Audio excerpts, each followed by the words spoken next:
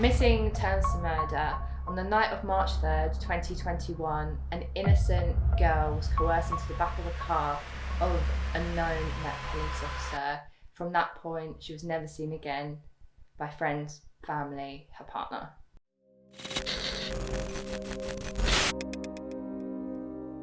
Hi, I'm Jess, and I'm trying this new thing out where it's like a Netflix series, like part 2 series of my life. I'm an avid true crime watcher, and I wanted to talk about cases that I feel like are avoided or they're not really spoken about as much based on the victim's side. So bear with me while I find my feet. I've got my degree in film, television and radio, so we'll give this a go.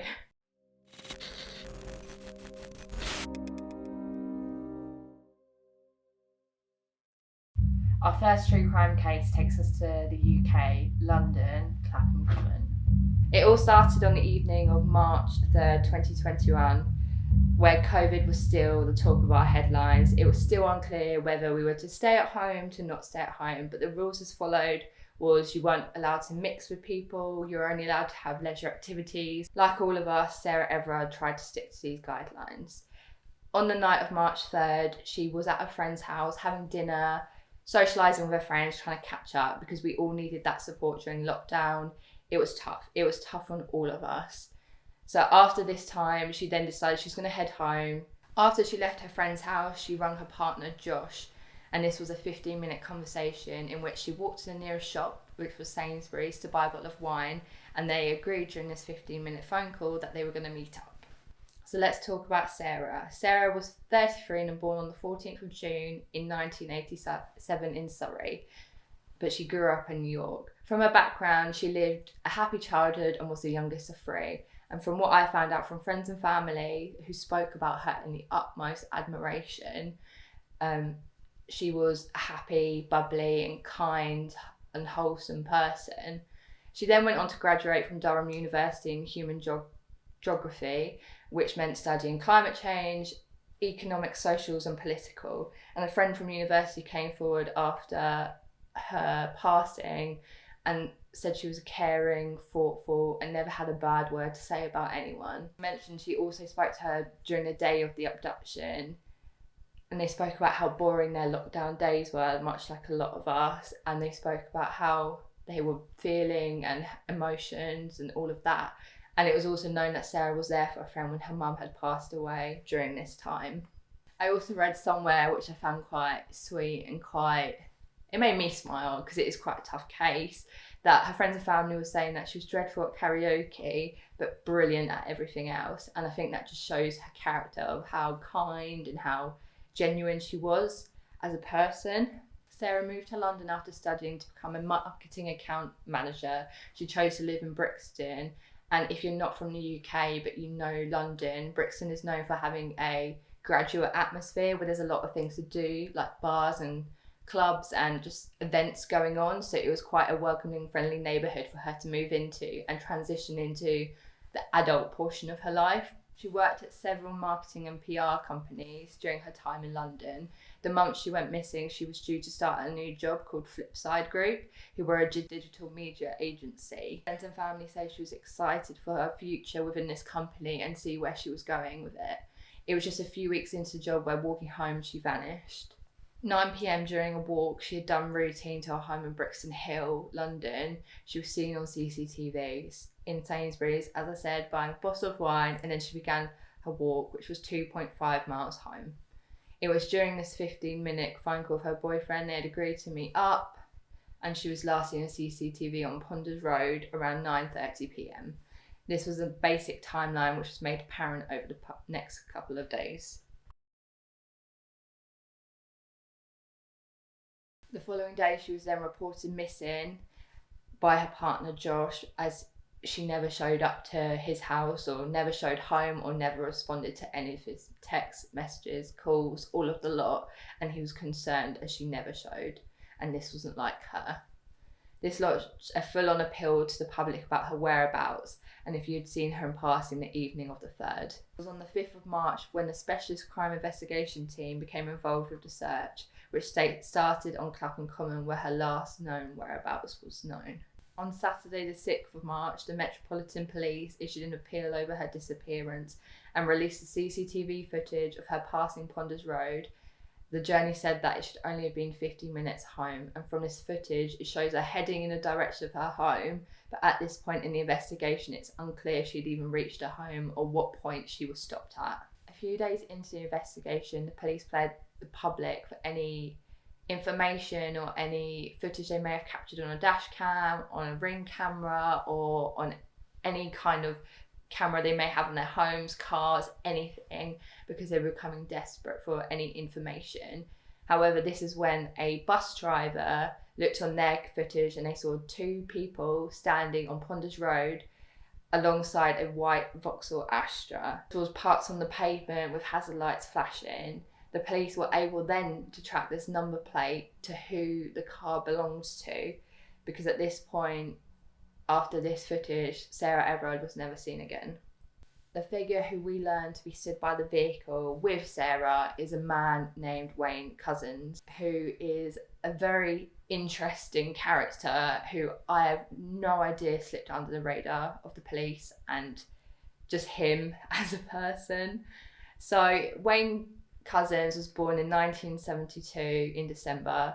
On the surface was a well-loving family man, a respected police officer, and he was originally known for being a loving, caring father also, which, coming forward from that, it baffles me. But he lived in Deal, Kent, with his wife of 16 years and his two children. It wasn't until the 9th of March where the police turned up to his house and arrested him. Cousins, after leaving school, worked in his family business as a mechanic, and then in 2005 joined the police. In 2015, whilst working for the Kent Police, there was an alleged incident of indecent exposure, which was failed to be investigated at the time, but is now currently being investigated, as it shouldn't have been skipped over and missed, kind of thing. He then joined the Met Police in 2018 after 7 years with the Civil Nuclear Constabulary. And then in February 2020, he joined the Parliamentary and Diplomatic Protection Command as a firearms officer. It came to light during this time in his life, his path, he took a very dark turn. It was known that he started paying sex workers for sex, and he was setting up online dating profiles despite the fact he had two children and a wife of 16 years. He was also rumoured to be almost £30,000 in debt linked to violent pornography. It was also known when he was in the Civil Nuclear Constabulary that his nickname was the Rapist, which, how was that missed? How were people not questioning that? And how was this not linked earlier on into the investigation rather than now when an abduction has taken place? A week prior to Sarah Everard going missing on February 28th, Cousins books a hire vehicle from a firm in Dover using his personal bank details and identification. He also purchased a roll of self-adhesive film, which is also known as carpet protector on Amazon, and a handcuff key. On March 2nd at 7 p.m, Cousins starts a 12-hour shift at his base in West Brompton, West London. On March 3rd, after his 12-hour shift, he commutes home and collects a hire car at 4:45, which by itself was a 2-hour and 20-minute commute, which to me is intention, which he then proceeded to do the 2 hours again back to London, where he was then spotted on CCTV at 9:35 p.m. on the pavement with Sarah. It was clear that his intentions weren't pure at this point, because he made the commute twice, which is quite a long time, and it was a premeditated plan. A second bus camera at 9:38 captures the Vauxhall on the pavement where both of the front doors were open. A witness later came forward during the investigation to say he saw Cousins talking to her and then arresting her. Cousins, prior to putting Sarah in his vehicle, abused his power as a police officer and falsely arrested her for breaching COVID guidelines, which at the time you would think it's believable, as you weren't supposed to be mixing with friends. However, Sarah had never been in trouble with the police before, and in that moment of panic, you wouldn't trust someone's judgment and what their intentions were, because he is a member of authority, and we put a lot of respect and trust into people. So I personally wouldn't question it. So why would she? He then handcuffed her and put her in his car and drove away. The whole abduction was 5 minutes. 5 minutes. And she was led into this false sense of security because of his job title.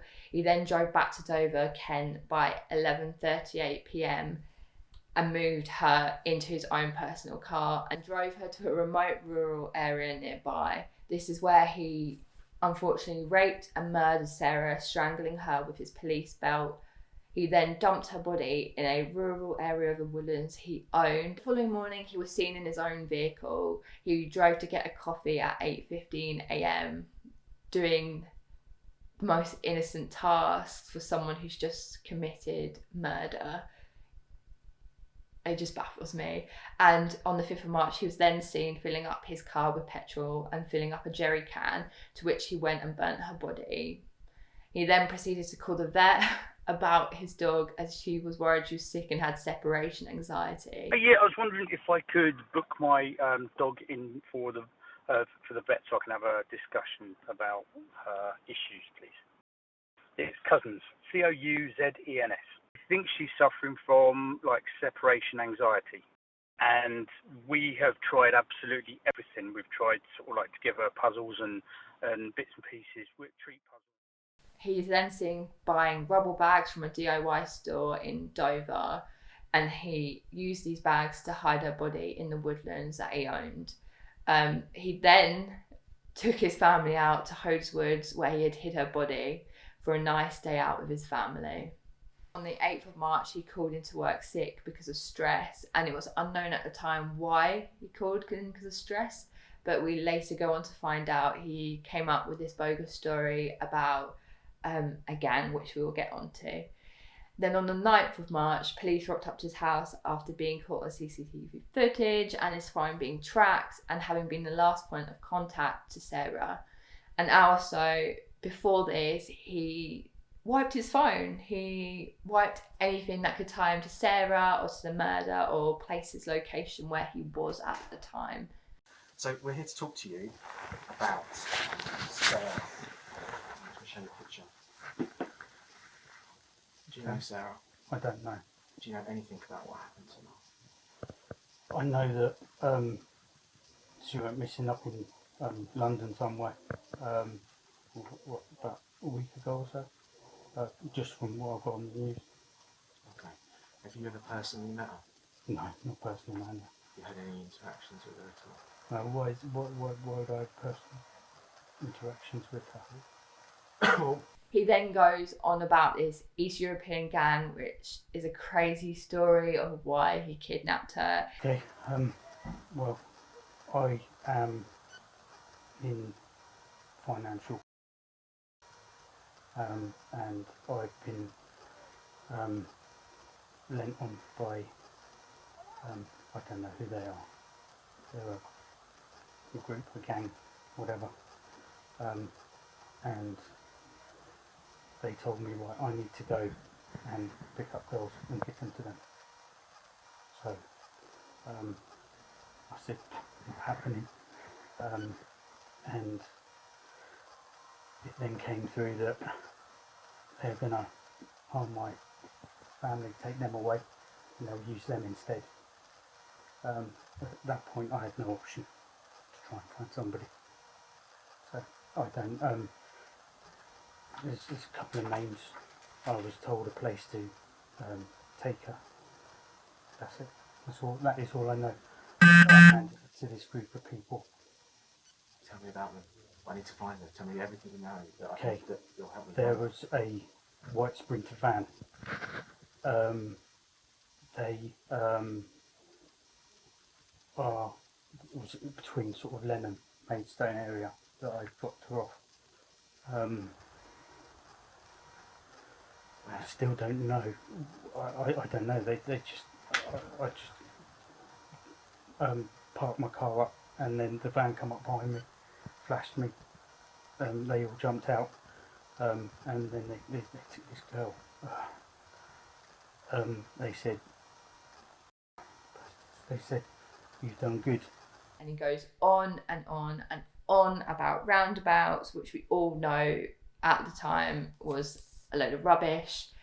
He said he was in Maidstone, he was in Lenham, he was everywhere else, and he didn't abduct her and didn't know her, but he did, and he placed the blame on someone else. I tried to look over one of their call girls and rip her off. So she's told them, and they've got me. So how do they? No, but what I mean is, how do they contact you? How is it they've been in contact with you to make these threats? They just tell me, be here. So Hotel Burston down in Folkestone, got to be here. Okay, so I turned up. I've got no mobile number, and they have got my mobile number. It was the next day that Sarah was found that the Met issued a statement about her body being discovered. His actions were a gross betrayal of everything policing stands for. There are no words that can fully express the fury and overwhelming sadness that we all feel about what happened to Sarah. I am so sorry. This was when Cousins was then charged with her murder, which he then pled guilty to. He pled guilty to kidnap, rape and murder. As I said, you've been arrested on suspicion of kidnap, and we believe that you've been involved in her disappearance and taking her away from her family. The whole life sentence, life without parole, meaning he will never see the light of day again, which is good. The murder of Sarah sparked absolute outrage along women and their safety around the globe.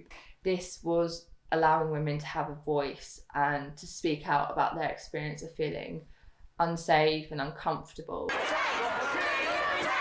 Sarah's murder sparked a nationwide outpouring of shock, grief and anger over what some have described as an epidemic of violence against women in the UK. This case made me so upset and angry that a woman was approached by someone who's supposed to support and be there for everyone and just be a voice of help, but instead he chose to abuse that power and coerced her into a sense of security, then insecurity, and then he abducted her. She didn't have a choice to become this figure of outcry, but it sparks a lot of outrage and a lot of disappointment in the Met Police. This wasn't discovered sooner of his previous indecent exposures and his nickname. This also led to police knocking on people's doors, urging women to stay at home, watch what they're wearing, watch who you're talking to, how you're talking to people. But this also caused a national uproar because it shouldn't be us as victims having to sort the problem. It should be them solving the problem. It's they're the people in power and have the authority to do so. There really was nothing that Sarah Everard could do in that situation without, resisting what, as far as she knew, was a lawful arrest, which is an offence. It's an offence to resist arrest. This is why the change needs to come from within. It needs to come from within the police, because members of the public in a situation where someone is abusing and manipulating their power really have very limited scope to protect themselves. There was also a statement saying if you feel uncomfortable with a police officer, to flag someone down nearby, whether that was like a bus or even like question the policeman or call the police on another police officer, which me personally, I just feel like that's ridiculous. Why should I have to call the police over a police officer or flag down a bus, which in London is basically impossible to flag down a bus because they won't stop. Somebody doesn't feel safe and they're not comfortable in the environment and they're dealing with a police officer, then ask them some questions. Where are you from? Why have you stopped me? Where are your colleagues? And that way they can start to feel safe. And if they really don't feel safe, they can dial 999. There was 38 minutes from the time she left her friend's house and walked her usual route to the phone call with her partner Josh to going missing. 38 minutes. This was a premeditated attack and Cousins knew what he was doing. He did the commute to Dover. He bought the stuff after he had done it. He had planned his route weeks in advance. He knew what he was doing after that shift. He knew he was out on a hunt to find someone innocent enough to believe him and trust him, which is hard. It's a hard fact to swallow. To end it on a good note, but it's quite difficult with something like this because it's not her fault. There's no way any of it could have been stopped because he had his intentions. He knew what he was doing, and now he's got a lifelong sentence, and it's quite rare. Thank you for taking the time out of your day to watch and give me a go at this video. Like, this is all new, but we'll see where it goes. And if you have any case suggestions, my email is linked in my description. Take care, and I'll see you soon.